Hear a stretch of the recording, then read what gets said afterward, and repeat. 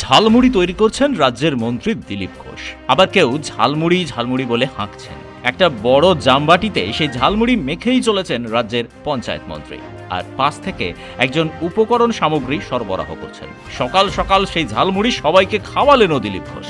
কয়েকদিন আগেই ঝালমুড়ি নিয়ে গান গেয়েছেন দিলীপ ঘোষ। আজ সেই ব্যানার হাতেও তাকে দেখা গেল। গানের প্রচার করলেন রাজ্যের পঞ্চায়েত মন্ত্রী। নির্বাচনের আগে প্রধানমন্ত্রী নরেন্দ্র মোদী রাজ্যে এসে ঝালমুড়ি খেয়ে গেছিলেন, সে প্রসঙ্গ উল্লেখ করলেন দিলীপ ঘোষ।